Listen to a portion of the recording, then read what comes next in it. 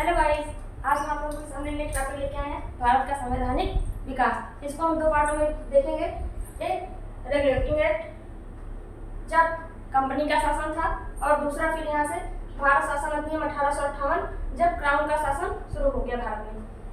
इसको समझने से पहले हम इसकी थोड़ी सी पहले की पृष्ठभूमि देख लेते हैं। एक स्टोरी के माध्यम से, छोटी स्टोरी के माध्यम से इसकी पृष्ठभूमि देख लेते हैं, तब आपको ये अच्छे से समझ में आएगा। चलिए स्टार्ट करते हैं। 16वीं शताब्दी में ईस्ट इंडिया कंपनी की स्थापना होती है। ईस्ट इंडिया कंपनी में भारत में व्यापार के उद्देश्य से आए थे। आप लोगों को पता है कि 1608 ईस्वी में कैप्टन हॉकिंस भारत में व्यापार करने के उद्देश्य से आए थे, और व्यापार करते करते करते करते धीरे धीरे ईस्ट इंडिया कंपनी भारत में अपना प्रशासनिक और राजनीतिक क्षेत्रों में भी हस्तक्षेप करना स्टार्ट कर दिया। उसके बाद हम देखते हैं कि उसकी सबसे पहली नज़र कहाँ पे पड़ी। ये यहाँ पे बंगाल था। बंगाल पे उसकी नज़र पड़ी ईस्ट इंडिया कंपनी की। तो यहाँ पे युद्ध किया और सिराजुद्दौला को हराकर ईस्ट इंडिया कंपनी विजयी हुई। और ईस्ट इंडिया कंपनी के जो नेतृत्व कर रहे थे रॉबर्ट क्लाइव, उन्हें बंगाल का गवर्नर बना दिया गया। उसके बाद फिर 1764 में बक्सर का युद्ध होता है। 1764 में बक्सर का युद्ध होता है। उसमें भी ईस्ट इंडिया कंपनी ने जीत हासिल की और फिर अपना प्रशासनिक और राजनीतिक दोनों कार्यों में हस्तक्षेप करने लगे। उसके बाद आप लोगों को पता है कि 1765 में, कब 1765 में इलाहाबाद की संधि होती है, ट्रीटी ऑफ इलाहाबाद। इलाहाबाद की संधि में फिर क्या हुआ, ईस्ट इंडिया कंपनी को राजस्व विभाग भी मिल गया। राजस्व विभाग अर्थात दीवानी विभाग, या हम कह सकते हैं कि जैसे कर वसूल करना मतलब पैसा इकट्ठा करने लगे, मतलब वसूलने लगे। 1765 में ट्रीटी ऑफ इलाहाबाद की संधि के अकॉर्डिंग फिर ऐसे धीरे धीरे करके वो मतलब कि भारत में क्या करने लगे, अपना शासन करने लगे ईस्ट इंडिया कंपनी। जब शासन करते करते वो क्या करते हैं, यहाँ से भारत से बहुत सारा धन लूटपाट करके ब्रिटेन लेके जाते थे। तो वहाँ पर भी अराजकता जैसी स्थिति देखने को मिलती थी। वहाँ पे जो यहाँ से धन लूट के लेके जाते थे उनको हे की दृष्टि से देखा जाने लगा। फिर क्या हुआ, ब्रिटेन में 1770 के आसपास, ये 1773 का रेगुलेटिंग एक्ट है, 1770 के आसपास एक अफवाह जैसी फैली कि जिसको भी पैसा कमाना हो वो भारत में जाए और व्यापार करने के उद्देश्य से जाए और वहाँ से बहुत सारा पैसा कमाकर अपने देश में लाए। फिर जब ये अफवाह फैली तो ये बात धीरे धीरे ब्रिटेन की संसद को पता चली। जब ब्रिटेन की संसद को ये बात पता चली तो उन्होंने क्या किया, समय समय पर एक्ट पारित किया। उसी का अध्ययन हम लोग करेंगे, जो कि हमारे भारत के संवैधानिक विकास में एक महत्वपूर्ण भूमिका निभाता है। चलिए इसको देखते हैं क्या है ये और समझने का प्रयास करते हैं। 1773 का रेगुलेटिंग एक्ट, इसका मुख्य उद्देश्य क्या था। 1773 का रेगुलेटिंग एक्ट का मुख्य उद्देश्य था कि जो कंपनी में व्याप्त भ्रष्टाचार एवं कुशासन था उसको दूर करना था। अभी हमने आपको बताया कि कंपनी एकदम भ्रष्ट हो चुकी थी, उसी को दूर करना था और उस पर मतलब अंकुश लगाना था। कंपनी में जो भ्रष्टाचार और कुशासन था उस पर क्या था, अंकुश लगाना था, इसका मुख्य उद्देश्य। उसके बाद बम्बई, मद्रास प्रेसिडेंसियों को बंगाल प्रेसिडेंसी के अधीन कर दिया गया। हमने आपको पिछले वीडियो में बताया है जो गवर्नर जनरल ऑफ वायसराय हैं, यहाँ पे था बंगाल और यहाँ पे बम्बई और यहाँ पे मद्रास। इन तीनों के प्रेसिडेंसियों को बंगाल प्रेसिडेंसी के अधीन कर दिया गया। अर्थात जो बंगाल है, बंगाल में तीनों गवर्नर था और तीनों गवर्नर को किसके अधीन कर दिया गया, बंगाल के गवर्नर के अधीन। और बंगाल का गवर्नर कौन था, रॉबर्ट क्लाइव।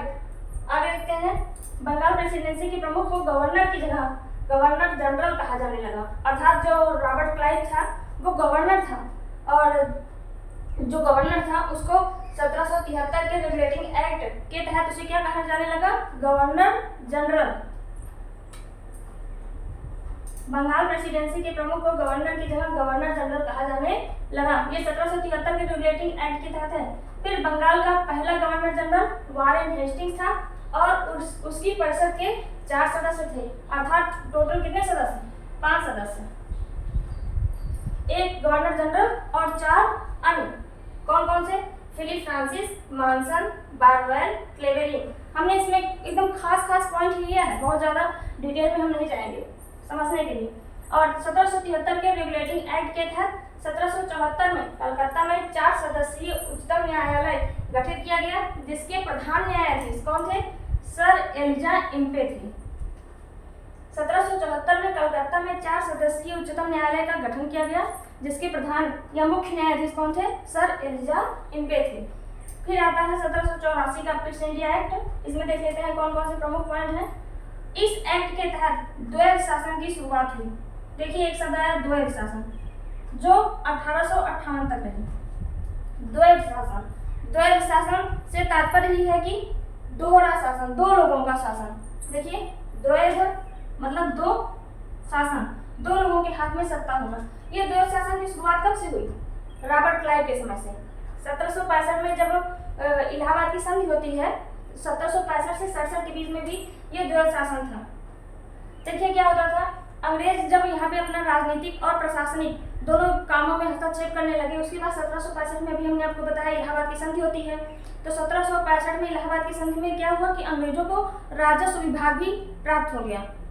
तो जब वो जो है बहुत सारा कर लगा के टैक्स वसूल करते थे अपना भारत के लोगों से, तो जो वहाँ के नवाब थे उन लोगों को वहाँ पे नियम या शांति बनाने का अधिकार उन लोगों के पास था, और टैक्स वसूलने का अधिकार ईस्ट इंडिया कंपनी के पास था।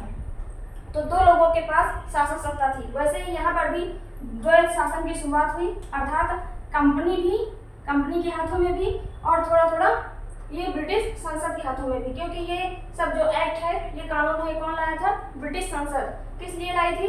मुख्य उद्देश्य कंपनी में व्याप्त भ्रष्टाचार एवं कुशासन था, उसको दूर करना था। इसीलिए इतने सारे एक्ट बनाए गए। ये 1784 इस एक्ट के तहत द्वैध शासन की शुरुआत हुई, जो कि कब तक रही? 1858 तक। 1858 के बाद फिर द्वैध शासन समाप्त कर दिया गया, क्योंकि यहाँ पे फिर केवल क्राउन का शासन शुरू हो गया। ईस्ट इंडिया कंपनी का शासन पूरी तरह से समाप्त कर दिया गया और क्राउन का शासन शुरू हो गया। आगे देखते हैं 1793 का चार्टर एक्ट। इसमें एक ही हम मुख्य लाइन है तो बहुत सारा, लेकिन हम एकदम मेन पॉइंट कवर करेंगे। 1793 का चार्टर एक्ट, इस एक्ट के द्वारा कंपनी के व्यापारिक अधिकारों को 20 वर्ष के लिए बढ़ा दिया गया।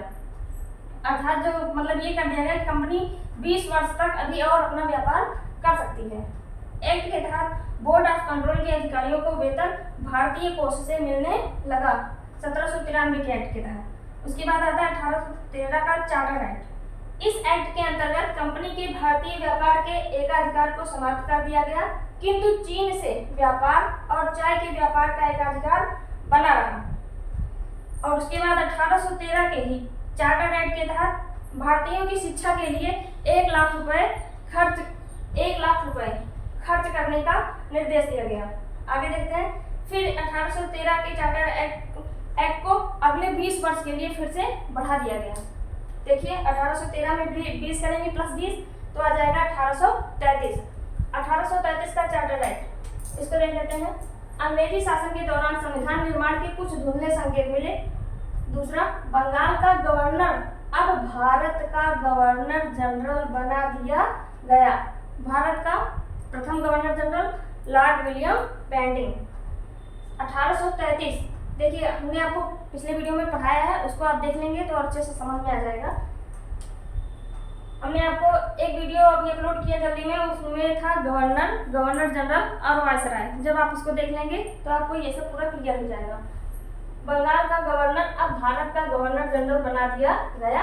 लॉर्ड विलियम बेंटिंग भारत के पहले गवर्नर जनरल बने 1833 चार्टर एक्ट के तहत। फिर 1853 का चार्टर एक्ट, यह अंतिम चार्टर एक्ट था।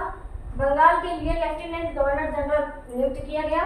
इस एक्ट के द्वारा संपूर्ण भारत के लिए एक विधान मंडल की स्थापना की गई। अभी हमने बताया ना कि इन सब के माध्यम से हमारे संविधान के कुछ धुंधले संकेत दिखाई देते हैं। देखिए यहाँ पे सबसे पहले कौन सा शब्द आया है? विधान मंडल। आगे देखते हैं भारतीय शासन अधिनियम 1858। हम संवैधानिक विकास को 2 रूपों में पढ़ेंगे। कौन कौन से? ये रेगुलेटिंग एक्ट और उसके बाद भारतीय शासन अधिनियम। 1853 का चार्टर एक्ट अंतिम चार्टर एक्ट था। फिर क्या शुरू हो गया? शासन अधिनियम। यहाँ से क्राउन का शासन शुरू हो गया और कंपनी का शासन पूरी तरह से समाप्त कर दिया गया। देखिए भारत का शासन कंपनी के हाथों से निकालकर ब्रिटिश क्राउन को सौंप दिया गया। 1784 पिट्स इंडिया एक्ट द्वारा लागू द्वैध शासन समाप्त कर दिया गया। अभी हमने आपको बताया था द्वैध शासन मतलब क्या होता है कि मतलब क्राउन का भी शासन था और ईस्ट इंडिया कंपनी का भी। तो ईस्ट इंडिया कंपनी के शासन को समाप्त कर दिया गया, केवल क्राउन का शासन बचा, इसीलिए द्वैध शासन समाप्त कर दिया गया। फिर गवर्नर जनरल को वायसराय की उपाधि मिली। लॉर्ड कैनिंग पहले वायसराय थे। देखिए यहाँ पे गवर्नर से क्या बनाया गया, गवर्नर जनरल 1833 की चार्टर एक्ट में, और उसके बाद फिर 1858 के भारतीय शासन अधिनियम के तहत गवर्नर जनरल, जो बंगाल का गवर्नर जनरल था, उसको क्या कर दिया गया, भारत के गवर्नर जनरल को क्या बना दिया गया, वायसराय। वायसराय का मतलब होता है क्राउन का प्रतिनिधि। चूंकि ईस्ट इंडिया कंपनी के शासन को समाप्त कर दिया गया, फिर 1858 की भारत शासन अधिनियम के तहत क्राउन का शासन स्टार्ट हो गया। तो क्राउन के शासन जब स्टार्ट हो गया तो गवर्नर जनरल को क्या कहा जाने लगा, वायसराय, मतलब भारत का क्राउन का प्रतिनिधि। आगे समझ सकते हैं आप लोग। भारतीय परिषद अधिनियम 1861, इसको देख लेते हैं। पहली बार मंत्रिमंडलीय व्यवस्था की नींव पड़ी। भारतीय परिषद अधिनियम 1861 के तहत पहली बार मंत्रिमंडलीय व्यवस्था की नींव पड़ी। भारतीय परिषद अधिनियम 1909 मार्ले मिंटो रिफॉर्म, ये वेरी इंपॉर्टेंट है, इसको अभी भी यही करके रख लीजिए। मार्ले मिंटो रिफॉर्म ये कब आया, 1909 भारतीय परिषद अधिनियम। भारतीयों को विधि निर्माण मतलब कानून निर्माण तथा प्रशासन दोनों में प्रतिनिधित्व प्रदान किया गया। पहली बार मुस्लिम समुदाय के लिए अलग निर्वाचक मंडल बना। कब, 1909 मार्ले मिंटो रिफॉर्म के तहत पहली बार मुस्लिम समुदाय के लिए अलग से निर्वाचक मंडल बना। सत्येंद्र सिन्हा को गवर्नर जनरल की कार्यकारिणी का प्रथम भारतीय कानूनी सदस्य नियुक्त किया गया। हम विधि को कानून भी कहते हैं। इतना यहाँ तक आई होप आपको समझ में आया होगा। इसके आगे हम नेक्स्ट वीडियो लेके आएंगे। तब तक के लिए धन्यवाद। Thanks for watching my video. Like, subscribe and share.